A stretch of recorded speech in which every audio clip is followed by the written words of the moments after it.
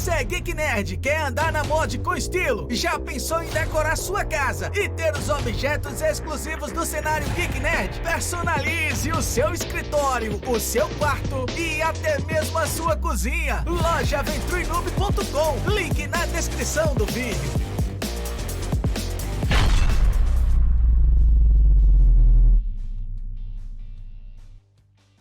E aí, galerinha, beleza? Então, galera, eu sei que vocês vão dizer, Ventru, de novo com o Silas. Galera, eu sei, não é que a gente tá trazendo só ele porque só tem o Silas, não. O Silas, ele tá aqui fazendo esse favor pra gente. A gente teve uns problemas com a internet e, infelizmente, a transmissão do YouTube ficou muito ruim.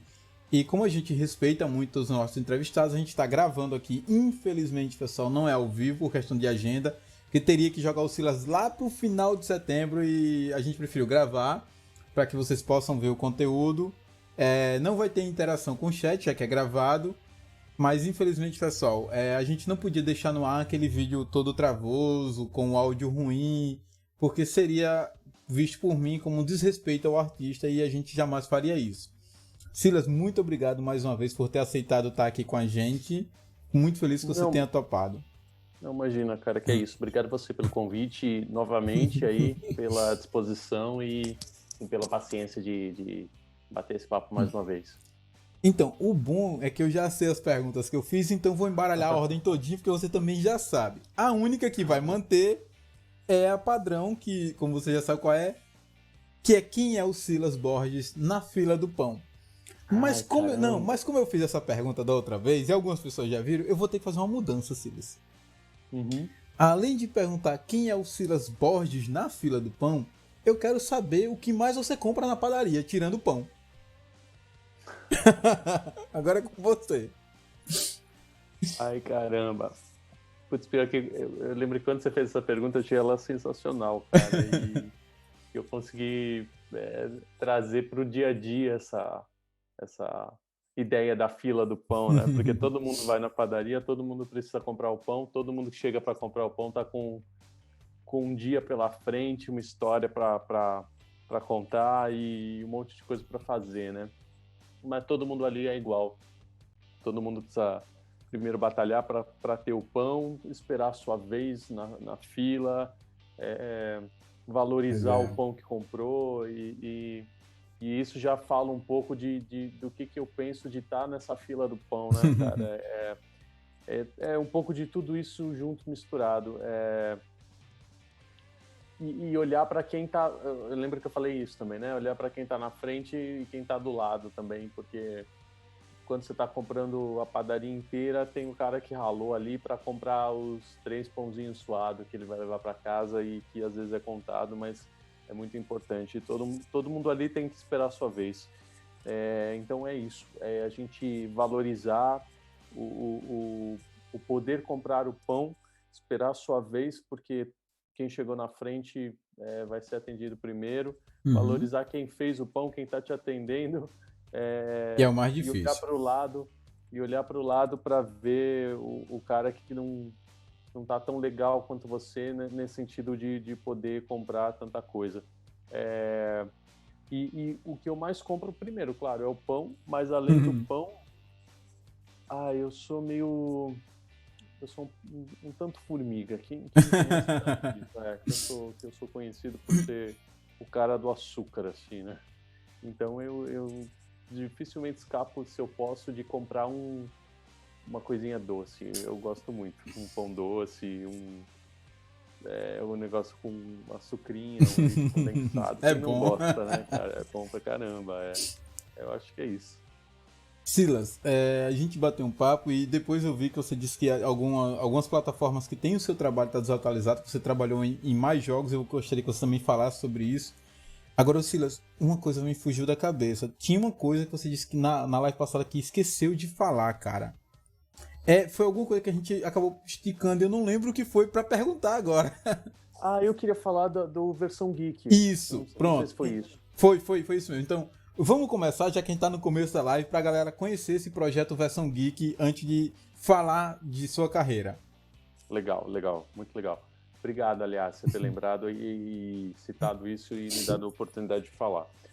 O Versão Geek é um podcast, um projeto de um podcast que a gente está desenvolvendo ainda bem, um lance bem inicial, ainda um tanto experimental, mas que está rolando, que é um podcast que é feito por mim, pela Bruna Mata, pelo Felipe Zilci e pelo Du Migliorante, que nós 4 somos amigos de muito tempo já, colegas de profissão. Eu, a Bruna e o Felipe somos dubladores, e o Edu é técnico de áudio, tanto de captação quanto de mixagem. Mas a gente já se conhece há anos, já uma história enfim, muita ideia que a gente trocou, muito perrengue que passou junto, muita saída de happy hour, de final de expediente, de final de semana, de um monte de coisa junto. E de tudo, assim, todos os assuntos que você possa imaginar, não só profissionais, mas de vida. E aí a gente se dá muito bem, embora cada um seja um tanto diferente um do outro, né? Mas a gente não tem papas na língua, assim, para trocar ideia. Então, quando a gente senta para conversar, a conversa flui, assim, a amizade, a interação. E aí, nesse negócio de pandemia, de quarentena, a gente pensou em fazer alguma coisa, né? Um podcast, nós 4, e a ideia é tentar trazer para esse podcast, para a internet, esse papo que a gente tem entre nós que rola tão legal, de uma maneira tão solta. E aí daí surgiu a ideia de fazer a Versão Geek, que a gente fala sobre um monte de coisa, mas focado em assuntos geek, né? Que são exatamente os assuntos do seu canal. Séries, filmes, animes, um pouco de dublagem, sim, ou talvez muito de dublagem, porque é o que costura essa nossa amizade, né? E essa nossa relação. E muitas vezes trazendo um convidado que é desse universo, ou é nosso colega de trabalho, ou é muito conhecido, né? Para a gente conversar junto, e ele sempre acrescenta a conversa. E a gente tem tido um feedback bem legal da galera que tem assistido, de falar que se sente como se estivesse sentado na mesa junto com a gente. É exatamente o que a gente queria atingir nesse primeiro momento. Então, pessoal, eu vou colocar os links do podcast Versão Geek aqui na descrição do vídeo para vocês acessarem e conhecerem. Valeu. O Felipe esteve aqui com a gente, foi um dos entrevistados também, então vocês também vão poder, tanto pode ver a entrevista do Felipe aqui, também vai poder ver esse bate-papo de dubladores falando do universo geek. E eu fico, cara, sabe o que eu fiquei imaginando? Final de expediente, happy hour, tá vocês tudo no bar bebendo, aí de repente, depois de bêbado, o cara começa a imitar o personagem bêbado. Foi a primeira coisa que eu pensei. Já imaginou o cara bêbado fazendo a voz do Hades? Então, né, é um pouco difícil, no happy hour, ser um pouco difícil de rolar, assim. Não, mas seria engraçado. Silas, mas pode acontecer, oi. Me diz uma coisa, começo da carreira, a gente sabe que a área da dublagem hoje, ela, entre aspas, eu digo que ela pode estar mais fácil, porque com a internet, com o advento, é mais fácil encontrar estúdios de dublagem, onde eu possa mandar meu material online, mas sabe que nos primórdios não era tão fácil assim. Não tinha negócio de vou mandar aqui o áudio pro cara ver minha voz no WhatsApp, vou enviar aqui no site. Como foi o início da carreira do Silas? Mas não da carreira não. Como foi o início do despertar seu interesse pela dublagem? Bom, a gente comentou isso, eu acho que eu falei demais, até vou tentar. Nada, não tem isso não, pô, meta bronca. Desde pequeno, meu pai assistia muito filme, então todo final de semana ele aparecia em casa com um monte de fita VHS. Para quem muita gente não deve nem saber mais o que é fita VHS, é tipo um cartucho com uma fita mesmo enrolada, né, um rolinho dentro, e essa película dentro tinha uma informação gravada. E ele comprou um videocassete, ou ganhou, não lembro, ele comprou um videocassete, apareceu com um videocassete em casa, que era um aparelho exatamente que tocava esse material, e um aparelho grande, pesadíssimo, né, de metal. E aí todo final de semana ele aparecia com fita para assistir, né? E eu sempre fui muito curioso desde criança com eletrônico, isso me encantou muito. E aí eu devia ter uns 3, 4 anos por aí, mas eu aprendi a mexer, ainda mais que aquilo tinha controle remoto. E era uma coisa de outro planeta, assim, um extraterrestre trouxe, um negócio que você apertava e você Ô, Silas, mexia. deixa eu só te interromper. Cara, eu não sei se você alcançou. Apesar de você parecer ser mais velho do que eu, não parece na aparência, porque na aparência tu tá novinho que só a boba serena. Mas, cara, quando... É a câmera, É a câmera, né? iluminação. É. Quando minha mãe chegou com o primeiro videocassete da gente em casa, ele tinha controle remoto. Só que não era controle remoto normal. O da gente, ele tinha um fio. Era um fio que ligava o controle remoto ao aparelho, cara. E eu achava aquilo do caralho, porque eu tava de longe e meu irmão, era foda, velho. Olha, o de casa não, porque o de casa era um pouquinho mais novo, mas o que tinha na casa do meu avô era de fio, controle remoto de fio. Inclusive eu fui ver depois, que eu já tinha acostumado com o sem fio, eu achei muito engraçado ter fio. E ainda falei, dele deve ser mais antigo, né? Mas mesmo assim era uma coisa fantástica. E aí isso me encantava. Então eu aprendi a mexer muito rápido no aparelho, até fucei até não poder mais, porque tinha um monte de botão, deve ter quebrado algumas vezes, enfim. Mas aí a gente só viu o chinelo voando. E aí tinha os desenhos que eu assistia, né? Que minha mãe também trazia. Então eu ficava assistindo aquilo em loop infinito. Até isso ela fala, eu não lembro, né? Até eu decorar as falas de todos os personagens, tirar o som da televisão e ficar lá repetindo na hora que o personagem ia falar o que o personagem dizia. Eu já tinha assistido 47 vezes. Isso ela fala, né? Então acho que dali quem sabe, talvez foi sem querer querendo, foi o primeiro interesse, sem saber que isso existia, que era uma profissão. E aí, mais tarde, eu comecei a sacar que eu assistia muitos desenhos, inclusive eu fui dessa geração de desenhos da Manchete, que muita gente acompanhou. Eu assistia muito a TV Manchete nos meus 10 a 12 anos, por aí, por aí, 8 a 12 talvez. Eu comecei a sacar que a voz de tal personagem era a mesma do outro personagem, só de ouvir. E aí, depois de um tempo, eu saquei, mas é porque deve ser que a pessoa que faz a voz desse personagem é a mesma que faz daquele. Então, automaticamente, eu saquei que tinha alguém que fazia. E aí, comecei um pouco mais velho, comecei a pesquisar na internet, aí eu achei um site que tinha... o site era do Figueira Júnior, que é o tio do Daniel Figueira, e ele fez, na época, um site relacionando alguns nomes de dubladores com foto, tudo que eles já tinham dublado e tal. E aí entrei naquilo e eu achei fantástico, eu queria saber quem eram todos e o que cada um tinha feito. E aí um dia, muito, muito, muito por acaso, eu estava no bairro da Liberdade, aqui em São Paulo. Eu tinha uns 13 anos, mais ou menos, e entrei no restaurante lá no McDonald's, estava um baita auê lá, e aí a caixa falou pra mim, tá tendo um encontro aqui, tem uma dubladora. Eu falei, nossa, uma dubladora? Que coisa fantástica, quem que é? Aí não sabia nem quem que era, ela falou, era a Marli Bortoleto, que é a voz da Mônica no Brasil, de um monte de infinitos personagens e que trabalha muito, muito, muito, muito tempo nessa área. Aí eu desci, porque o McDonald's lá tem 2 andares. Quando eu desci, o andar de baixo estava lotado de gente. Ela estava sentada no meio das mesinhas e imagina um monte de gente que estava lá se reunindo sem consumir nada, mas ocupando todo o espaço do restaurante. E eu não conhecia ninguém, eu super moleque de tudo. Fui lá me enfiando no meio da galera. Uma hora alguém levantou, foi embora, eu catei a cadeira, sentei na frente dela. E acho que eu fiquei lá umas 2 ou 3 horas, talvez, ouvindo tudo que ela estava falando e perguntando coisas para ela. E a Marli sempre foi muito querida, né? Ela sempre foi muito doce e ela me tratou de um jeito muito carinhoso, do mesmo jeito que ela trata até hoje, né? Muitos anos depois.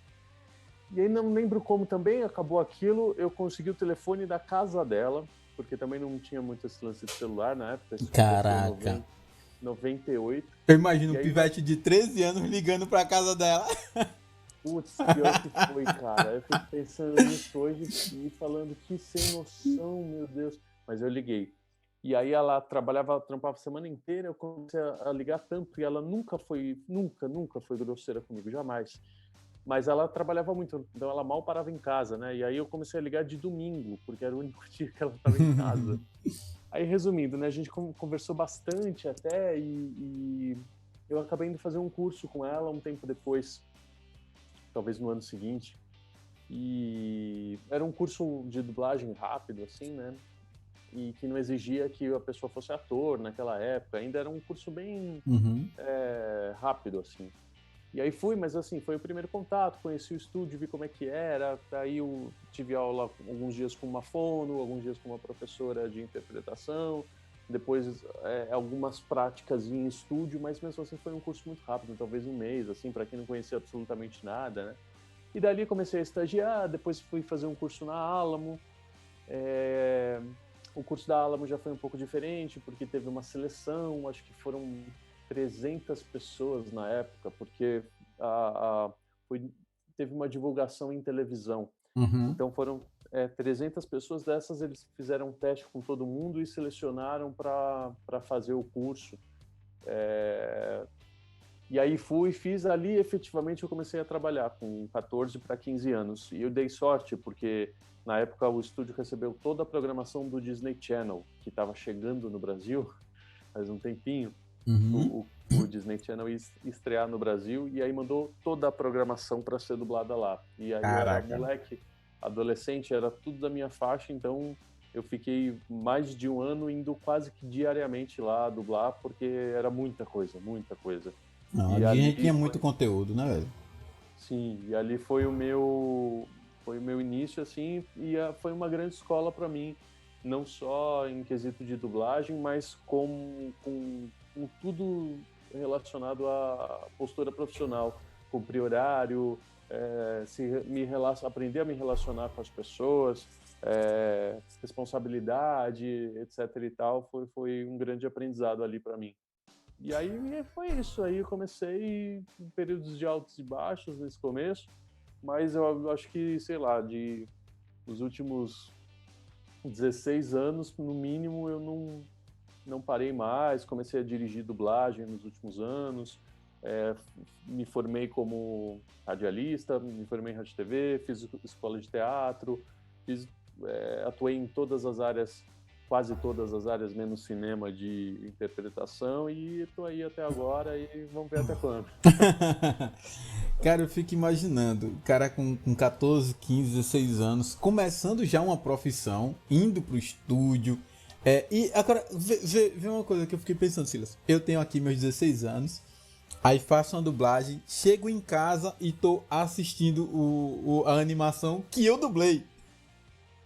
Eu fico imaginando, cara, como chegar pros colegas do colégio, olha, tu viu tal anime, aquela voz ali sou eu, pô, aquilo ali é minha voz. Vocês estão reconhecendo. Eu fico imaginando, deve ter sido do caralho, velho.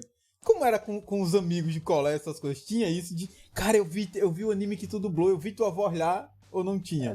Nessa época não, talvez, porque eu acho que quando eu comecei, os animes não estavam meio que numa época de baixa, assim, no Brasil, sabe? Porque tinha tido Cavaleiros, aí teve não sei o quê, aí deu uma sumida, né, uma época, né, foi voltar um tempinho depois, mas eu lembro que teve uns anos, sei lá, uns 2, 3 anos que isso não estava tão em alta, tirando Pokémon, talvez, né, não tinha tanto, assim, aí quando voltou a ter, eu já não estava mais no colégio, eu já estava começando faculdade, quando teve Animax, lembra do Animax? Eu lembro. Então, Animax também foram todos os animes para Alamo. Nossa, era anime que não acabava mais, cara. Foram uns 2 anos dublando um atrás do outro, era coisa pra cacete, que não acabava mais. Mas aí já era um outro momento, né? Já tava mais velho, não rolou muito isso de amigo de adolescência, de anime e tal. Isso, quando rolou, já foram anos depois. Aí hoje já vem a galera falar que eu fiz parte da infância. Aí é o sinal da velhice, aí é foda. Aí o cara chega pra ti, Silas, você marcou minha infância. Aí o cara olha pro cara, tem quantos anos? Ou senão o cara chega com um filho no braço. Silas, você marcou minha infância. Esse é o quê? Seu irmão não, é meu filho. Aí o cara, ih, velho. A idade tá chegando. Não, pois é. Uns 2 anos atrás eu fui num evento e aí a menina chegou com. Acho que era Marcela o nome dela. Mas ela trouxe um desenho em nanquim que ela fez do Alone, lindo, lindo, lindo. E aí ela tinha me mandado uma mensagem antes falando que ela ia me procurar lá e falar comigo. E ela me reconheceu de olhar, assim, sabe? que ela trouxe o desenho, ela falou assim, porque a gente assistia muito quando eu era criança junto com meu irmão. E aí eu fiquei pensando, Caraca, quando você era criança. puta. E não foi só ela que me falou isso, mais É. gente me falou desse negócio de infância. Aí eu parei para pensar, poxa, é mesmo, né? Já faz o quê? 12, 13 anos É. que isso foi dublado, né? O tempo passa tão rápido que de repente a gente não tem essa noção. Mas é isso, cara. Já fiz parte da infância de algumas pessoas. Silas, a nossa apresentadora aqui do canal Venture Noob, a Ângela, quando viu a postagem que eu ia entrevistar você, que eu botei lá no grupo dos apresentadores, ela não botou no grupo, ela mandou no privado. Que você era um cara gostoso. Botou da seguinte forma: eita, cara gostoso da porra. Aí eu fiquei todo sem jeito e disse a ela: mande pra ele, não mande pra mim. Ela disse: mas vai que ele é casado, que no perfil dele tem a foto dele com a moça. Eu disse: aí eu não sei, você manda e descobre. E ela, Mas ela não mandou. eu acho que porque ela viu a foto da mulher que tá acontecendo no perfil, ficou com medo de apanhar, né? Mas agora, Silas, isso foi o comentário da nossa apresentadora. E eu fiquei pensando, tá, minha apresentadora achou isso. Aí eu lembrei de uma coisa que nem perguntei ao Daniel e nem perguntei ao... Pô, eu vou esquecer o nome do menino. Aí é isso que me quebra, a cabeça ruim. Que foi o Silzi, o Felipe. Que é o seguinte, eu não perguntei a nenhum dos dois, mas eu vou perguntar a você. Já apareceu uma Maria dublagem? Tem a Maria chuteira do futebol, tem a Maria gasolina. Já apareceu uma Maria dublagem querendo pegar o Silas porque reconheceu e... ele é um dublador famoso, vou pegar ele. Não. Acho que é mais difícil acontecer isso, né? Pô, rapaz, já nem apareceu Maria placa de vídeo pra mim, Silas. Nossa, meu Deus. Acho que nem com eles também, porque, bom, não sei também, né? Mas acho que depende da quantidade de eventos. Eu não fui em muitos eventos, assim. O que eu senti mais foi esse último que eu tô te falando, que foi uns 2 anos, que na verdade deu até deu um ruim lá na hora, o evento acabou não acontecendo, mas a gente foi pra lá. E aí, acho que foi a primeira vez que eu recebi mensagem antes de ir, porque divulgaram, né, que eu estaria, das pessoas que falaram que iam porque eu ia estar lá, ou que queriam falar comigo, ou que iam me procurar. E aí essa abordagem, assim, na hora. Mas antes disso, eu acho que não. Claro, assim, tem mensagens que chegam, né? Muitas vezes algumas mensagens eu acabo nem vendo, ou vendo muito depois, porque as pessoas me mandam e ela vai lá para spam, né? Não é nenhuma coisa intencional, assim, é porque, enfim, a gente não está conectado ali um com o outro na caixa postal, mas eventualmente, sim, tu recebe uma mensagem ou outra, mas a abordagem, assim, pessoalmente, nunca rolou. Então, agora você responde, Silas é casado ou não? Não.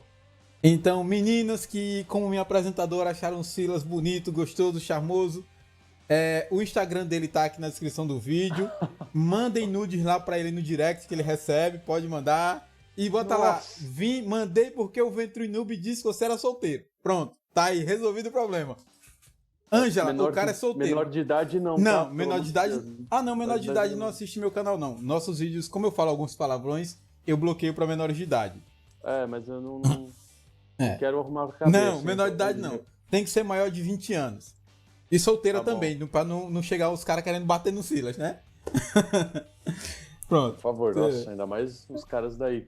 Não, mas esse vídeo é pra todo lugar. Se você, olha, eu não sei nem onde o Silas mora, mas se você vê esse cara na rua, você agarra ele, dá um beijo e diz, olha, eu vi no Venture Noob, que aí ele vai saber que viu no meu vídeo. Nossa, meu Deus. Silas. Fala. Dificuldade. A gente sabe que toda profissão existe altos e baixos, existe dificuldades e facilidades. Qual a maior dificuldade do Silas na dublagem? Hoje não, que hoje você já domina a arte da dublagem, mas no início ou no meio, qual foi as maiores dificuldades que você teve, que você sentiu na hora de dublar? Todas, né? Todas, né? Do começo ao final, de chegar até a hora de ir embora. Caraca! Porque, imagina, é tudo novo e e assustador, né? Você chega, por exemplo, sei lá, vamos falar da Alamo, que não existe mais. Mas a Alamo era a maior empresa de São Paulo. Você chegava lá, ela ficava em cima de uma rampa, você tinha que subir uma rampa, e eram 2 prédios enormes, gigantes, né? Só isso já te assusta, assim. Só você tocar a campainha e o porteiro falar o que você veio fazer aqui, você veio falar com quem, só isso já assusta.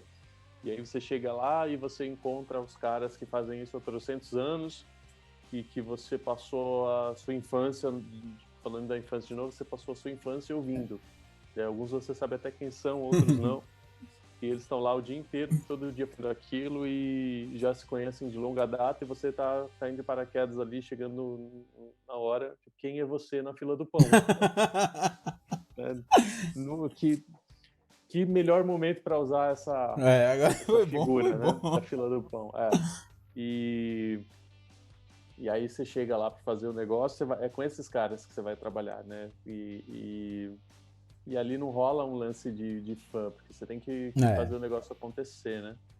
Então é isso. E aí a dublagem hoje talvez menos, né? Porque como você falou, tem muita informação, a tecnologia difundiu muito, a internet e tudo, então hoje é mais fácil, mas naquela época nem tanto, porque o único lugar que você tinha para treinar isso era dentro do estúdio. Então você só ia aprender fazendo ali, você não ia fazer um curso online, você não ia baixar o Pro Tools na sua casa e sair treinando, sabe? Nada disso. E a dublagem é um pouco como aprender a dirigir um carro. Num primeiro momento é muita informação ao mesmo tempo. Você tem que pisar na embreagem enquanto acelera e aí você vai guiando, olhando em 3 espelhos ao mesmo tempo. Né? É muita coisa junto ao mesmo tempo. Então você tem que rapidamente estar pronto para entregar uma coisa que você praticamente não tem tempo de estudo. Então, enquanto o cara está falando qual é o personagem, você já vai abrindo o texto para procurar, e aí ele está explicando, você já vai lendo a sua fala do trecho só que você vai fazer. Mas antes de ler sua fala, você tem que bater o olho na fala anterior, ou talvez na sequência anterior e ler rapidamente, para você tentar sacar e entender o que está acontecendo entre aqueles diálogos, né? Qual é o drama, qual é o ponto, qual é a tensão. E aí, ao mesmo tempo, já solta a cena para você assistir ao mesmo tempo que olha para o papel, que percebe a respiração, que marca, que troca a palavra, que não vai bater na labial e tudo isso em, digamos assim, 30 a 60 segundos até você gravar. Caraca, velho. Não, imagino.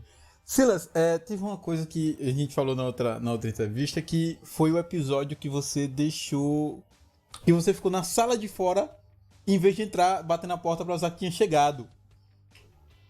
Que você tinha ido dublar. Conta esse episódio, por favor, cara, porque eu me acabei de rir. Acho que foi a primeira escala que eu tive lá na Alamo. Que eu faltei na escola pra ir, porque era às 8 da manhã. E aí eu peguei metrô lotado. Mas eu consegui chegar. E cheguei lá todo esbaforido, mas cheguei no horário. Aí subi, porque tinha 2 andares o prédio, né? E aí era nos estúdios de cima. E aí eu lembro que era no estúdio 8. E quando eu cheguei, tinha um papel na porta do estúdio. Pessoas escaladas no estúdio 8, 9, 10, 11 não abram a porta, esperem ser chamadas, anunciadas, papapá. E aí eu parei ali e fiquei sentado olhando pro papel e deu 8h10, 8h15, 8h30, 8h45, 8h50 e foi o horário da escala.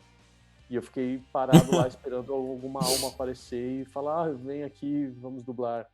E quando passou esse tempo, abriu a porta do estúdio o Cassius Romero, de óculos escuros, olhou pra mim e falou assim, é você? Eu falei, era eu, não sei o que. Mas por que você não avisou que chegou? Eu falei, porque aqui tava no papel falando pra esperar. Aí eu falei, não, mas agora já foi, né? Já foi o tempo da escala. Eu falei, não vai dar tempo de você fazer? Não, agora não. Porque tem outra depois de você. Eu falei, caraca, velho. Aí eu falei, agora? E agora não tem o que fazer, né? Ela vai ter que remarcar com você. Aí eu falei, tá, obrigado. Aí saí de lá assim, falando, puta que pariu, meu Deus. E aí foi embora, sem fazer a escala, né? Antes das 9 da manhã, voltei andando pro metrô e com vontade de chorar, Eu porque imagino. tinha feito merda, tomei um esporro e enfim, já. Mas aí depois ela remarcou essa escala. E aí eu fui fazer eu tava nervoso pra caramba, Eu né? Porque imagino. já tinha feito merda antes, o cara tinha ficado bravo comigo. Aí eu tava dublando o filme, que eu já nem lembro mais o que era, mas eu só lembro que eu tava nervoso, suando de ficar com a camiseta molhada, e derrubei o script enquanto tava dublando, enquanto ele tava falando comigo, eu tava virando as folhas pra achar a parte que eu ia fazer. Caíram todas as folhas, assim, aí eu peguei e virou as cartas do Domingão do Faustão, assim, sabe? Caraca, mano. E eu lá colocando tudo em ordem, assim, rápido, e ele na minha orelha. Mas, enfim, eu agradeço muito o Cássio é um grande profissional, um grande diretor, um grande amigo e sempre me incentivou muito, me ensinou muito. E a gente troca ideia até hoje. Então, Eu imagino que deve ter sido. a bronca ali foi quase que uma bronca de pai naquele momento. Não, mas eu imagino que deve ter sido. Mas são essas experiências, essas coisas que fazem a gente ir se moldando. Querendo ou não, você estava no começo, hoje você é um cara extremamente. Eu não digo que você hoje é extremamente talentoso, porque o talento provavelmente já estava em você só fez melhorar cada dia mais.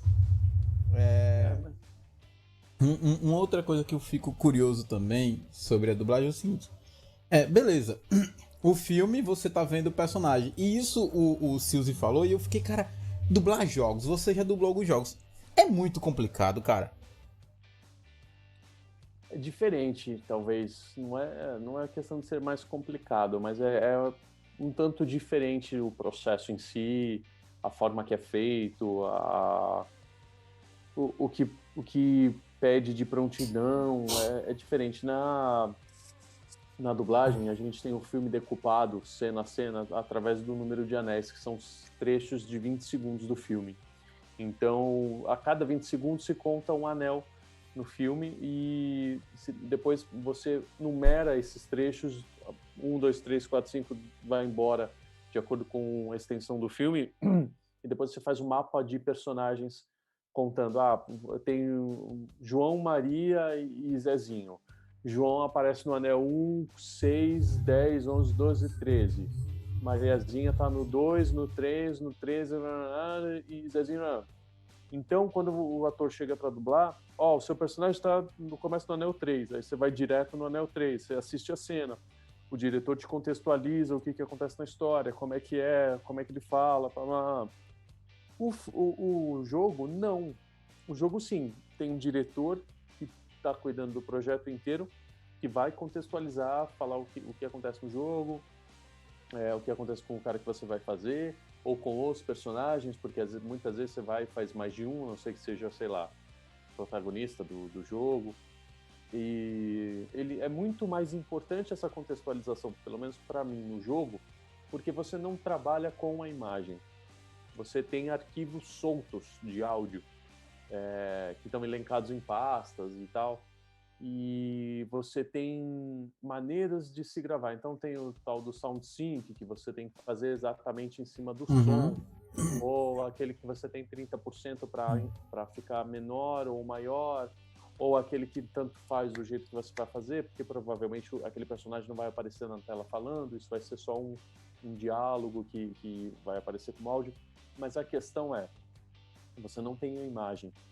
Então você se guia necessariamente pelo feedback do diretor e pelo som. E isso é feito muito, muito, muito mais rápido do que é feito a dublagem de um filme. Caraca, quer dizer, é mais rápido a dublagem de um game do que de um filme? Caraca! A produção em si a escala com o ator é muito mais rápido, tanto que ele produz muito mais arquivos de som de um game do que diálogos de uma dublagem. Por isso a sua atenção e a sua prontidão tem que estar afiadíssimas ali, porque senão você, sei lá, tem um AVC no meio do caminho, porque é tudo muito rápido. Ouve e grava, porque são muitos arquivos. Então você tende a fazer isso mais tecnicamente no jogo e se envolver menos do que numa dublagem, entende? Porque você não tem esse tempo. Então, assim, eu ouvi, sei que é isso que está acontecendo na história, tá? Então, ouvi o som original. Eu tenho o desenho dessa onda de som na tela. E tenho a minha fala. O que eu vou fazer, que é imediatamente feito depois que eu ouço esse trecho, ele fica embaixo ou do lado, e ele tem o desenho da minha onda de som tem que ficar muito parecido com esse desenho da onda de som original.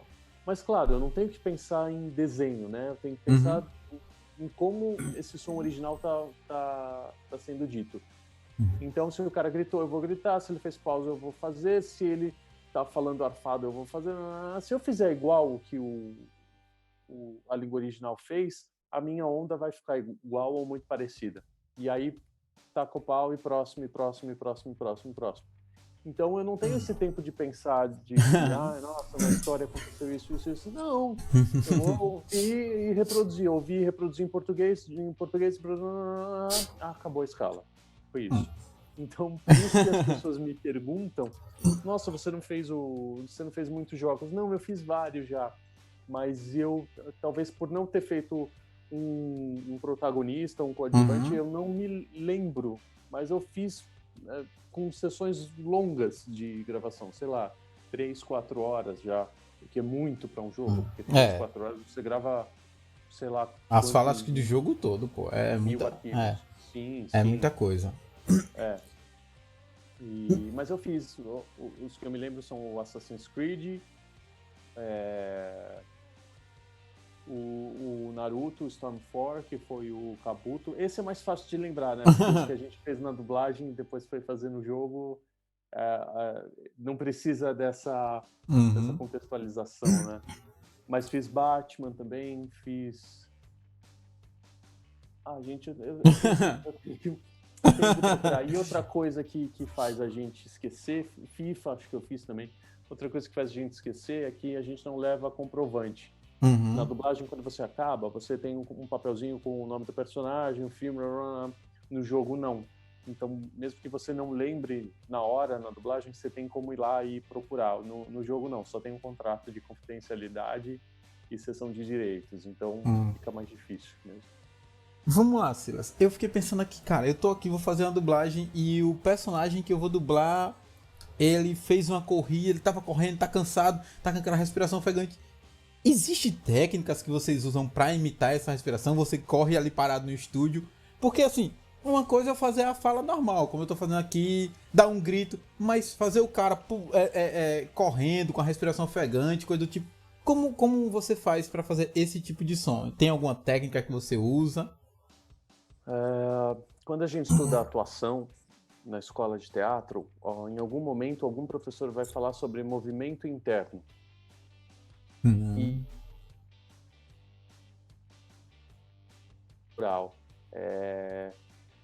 ao gatilho que precede uma ação, digamos assim. E para você sacar isso, você tem que começar a prestar muita atenção em como é o seu estado e também outros estados, né? Então, por mais que você esteja parado, quando você está com uma pré-intenção ou alguma coisa, ou um estado emocional, ou físico que seja, porque o estado físico é gatilho do emocional e o emocional sempre é gatilho do físico, você não está normal, não está no seu estado normal. Então você vai estar com a sua pulsação acelerada, você pode estar com os músculos mais contraídos, você está respirando mais curto ou não, você está com alguma tensão facial, tensão nas mãos, enfim. E a isso se dá o nome de movimento interno, que é o seu estado físico. Então sempre a gente aprende que sempre para chegar a um estado físico, a gente pode usar um gatilho mental, ou a gente pode chegar num estado mental usando um gatilho físico. Então é uma das técnicas que se usa para, por exemplo, simular estado ofegante, uma corrida, sem eu ter que dar 3 voltas no quarteirão do Uhum. estúdio, né? Porque não faria muito Porque sentido. eu fiquei imaginando, deve ser uma coisa trabalhosa, tipo, o cara tá respirando fundo, tá precisando de uma coisa, então, eu fiquei, deve ter algum tipo de técnica, não é só, porque eu fiquei imaginando, pô, o cara para aí que eu vou correr pra chegar ofegante e gravar. Não. Então, mas cada pessoa funciona de um jeito, né? Então, eu tenho que sacar, por exemplo, sei lá, se ele deu um respiro muito fundo, como que eu funciono para chegar no respiro que dê esse mesmo efeito que ele fez, entendeu? Mas aí é um lance muito de autopercepção, que o ator nunca para de estudar, né? Até morrendo ele vai ver, nossa, minha mão tá mais roxa agora, olha como é que fica o corpo. A vida inteira, né? A vida inteira ele tá observando, se percebendo, né? Então eu acho que é isso. E um outro exercício é o exercício do espelho também, né? Tem o exercício do espelho que a gente aprende em atuação, que se faz em 2 pessoas, que é um ficar observando o outro e sem ninguém falar nada, um faz o movimento, o outro acompanha. E quando rola essa conexão entre os dois, não precisa falar nada, mas a sintonia e a pulsação tá tão grande que você faz junto com a outra pessoa na mesma velocidade, na mesma intensidade, na mesma força. Caraca. Tipo, são técnicas, né? Um estudo de interpretação que não tem nem muito como eu destrinchar agora, né? Embora eu esteja tentando aqui da melhor forma possível, não sei se está ficando muito claro, mas é um pouco disso.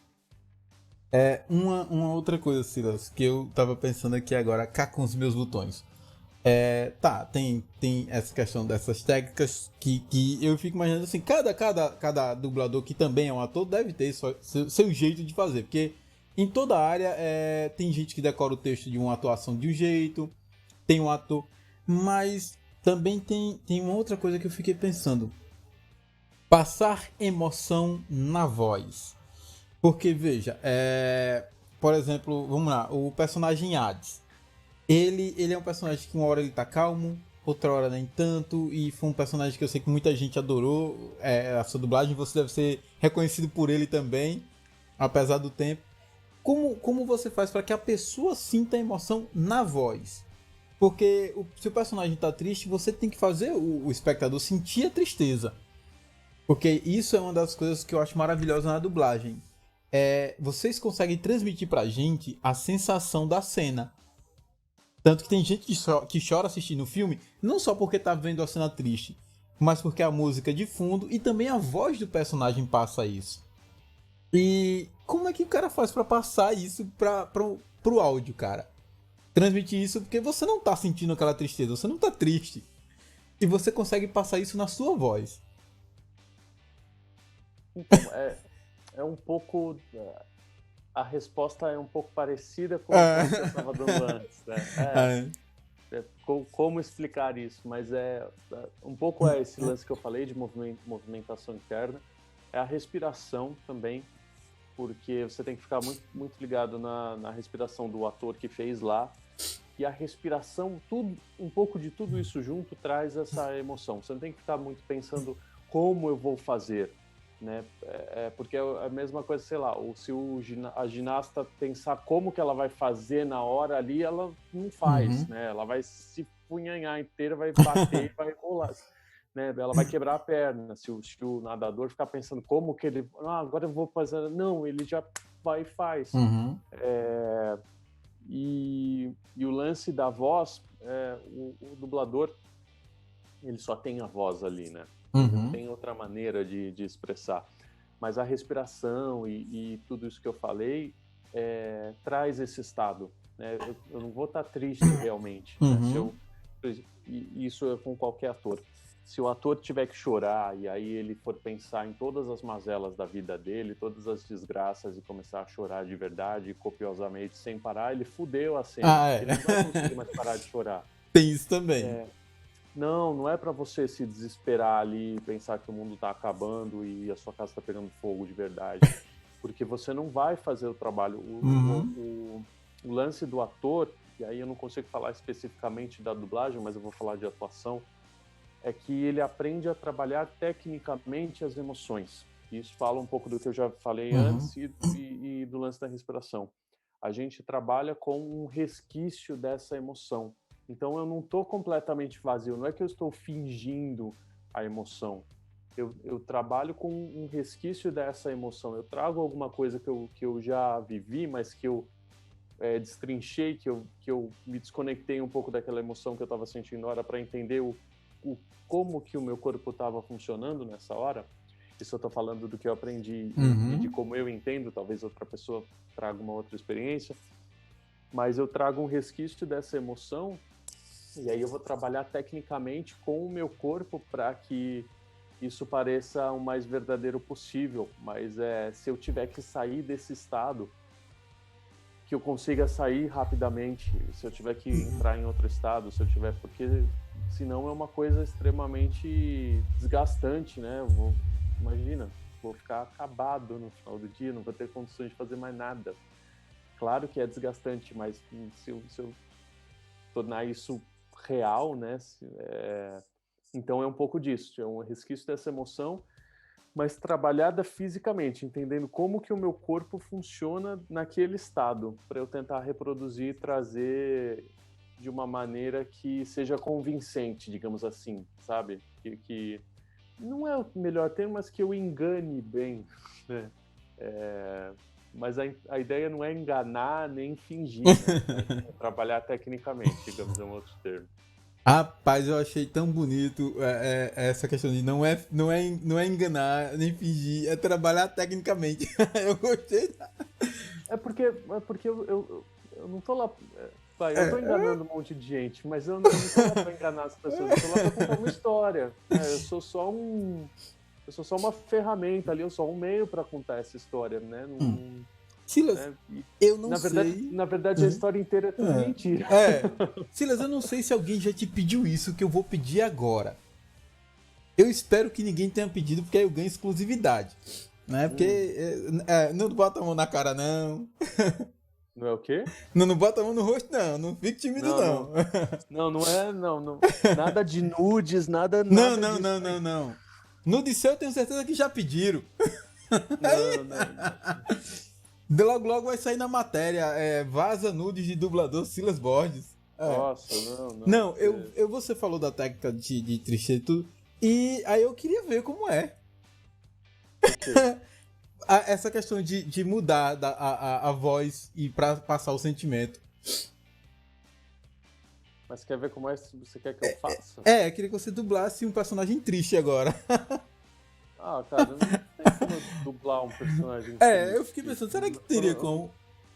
Não, assim, não vou tirar do bolso um personagem triste, não. Então manda o nude. Pronto. O que...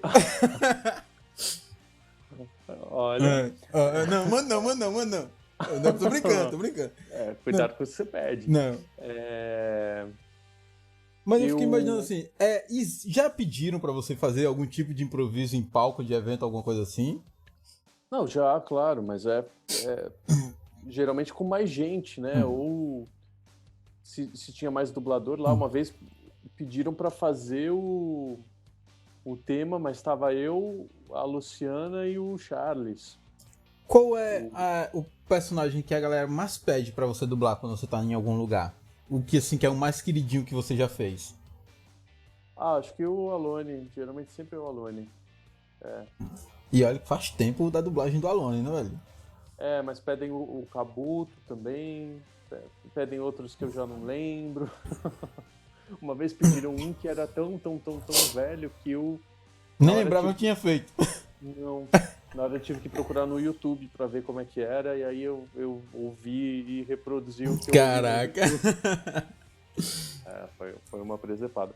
O lance de ficar triste, o que pra mim funciona é trancar a garganta, na verdade. Descer o pomo de mão, descer, porque vem essa voz de soluço. Olha eu dando aula de interpretação. Caraca! Essa voz de soluço. Trancando a garganta, meu olho começa a dar uma lacrimejadinha, ó. Não tá brilhando. Esse Esse é um gatilho pra Pra Caraca, chorar, velho. pra fazer cena chorando. Porque se eu bocejo, meu olho lacrimeja Ah, automaticamente. o meu Então, também. então Exato. eu descobri que se você baixar a, Uhum. baixar a garganta, automaticamente vai trazer essa vontade de bocejar. Só que você Uhum. segura. E aí seu olho lacrimeja.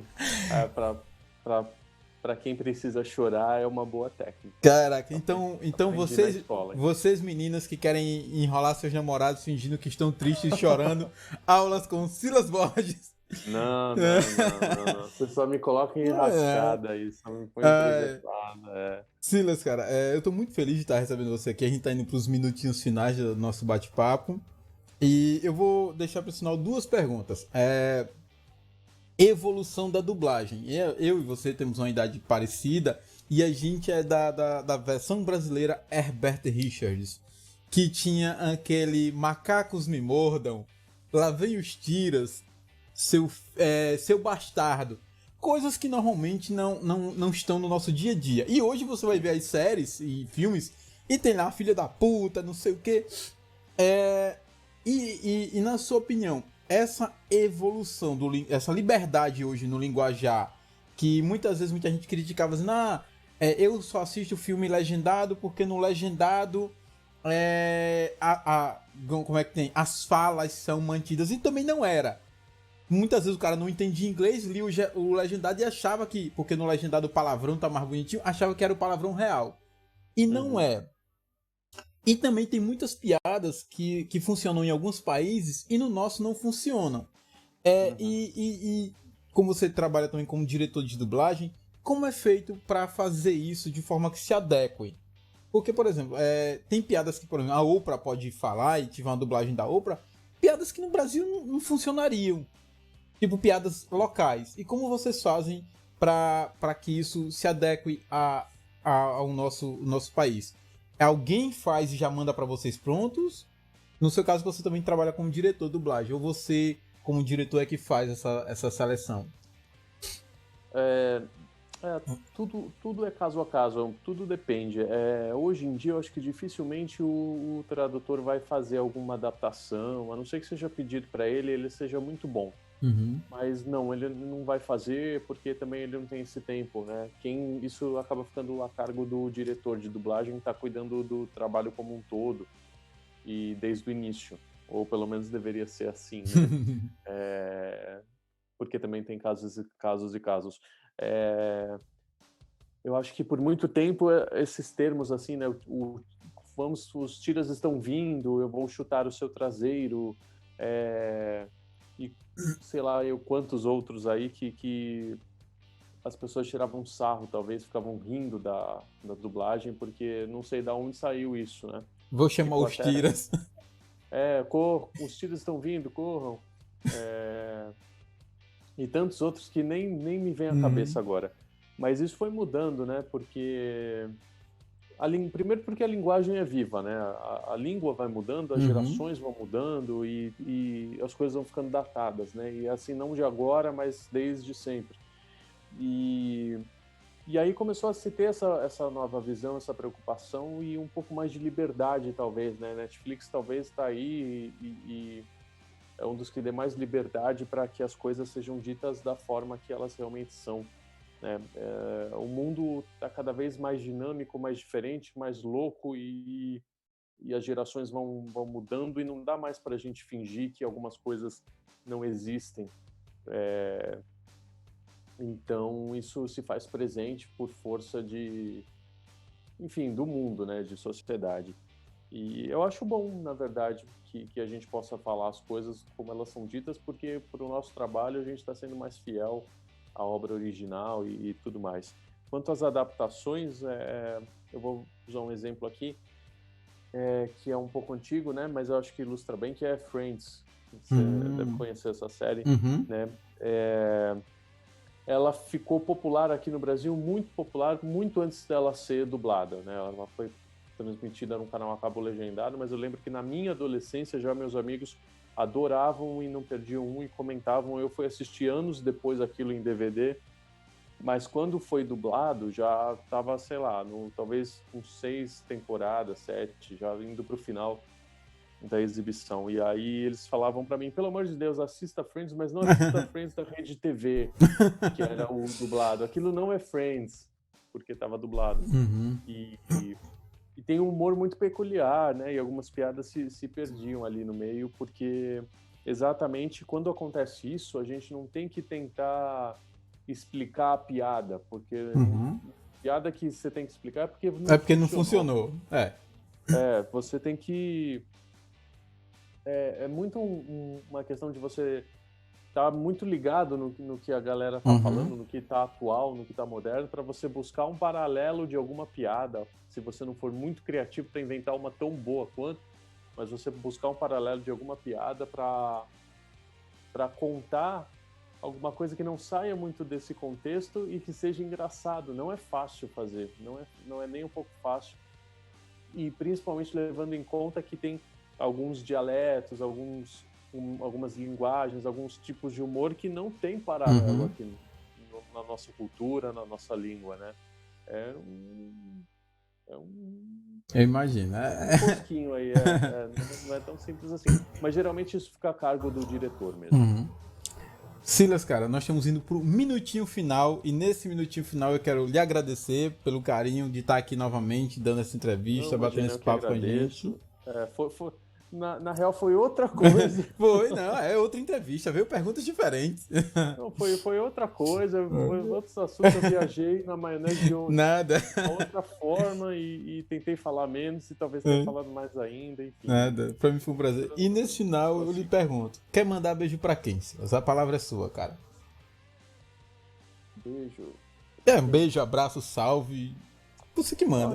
Na real eu vou mandar a gente não tá no programa da Xuxa, mas eu vou mandar um agradecimento aí para quem assistiu antes na live e para quem se dispôs a assistir de novo, né?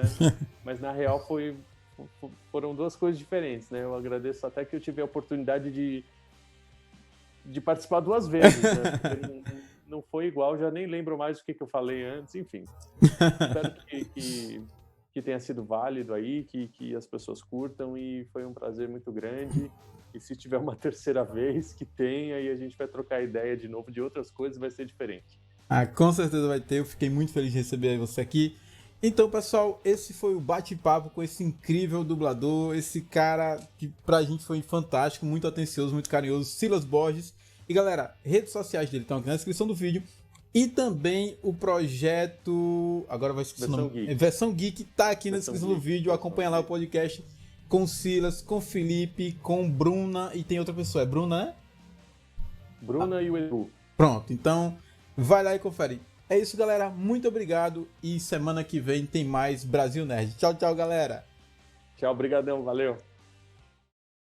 Você é Geek Nerd, quer andar na mod com estilo? Já pensou em decorar sua casa e ter os objetos exclusivos do cenário Geek Nerd? Personalize o seu escritório, o seu quarto e até mesmo a sua cozinha. Loja AventureNoob.com, link na descrição do vídeo.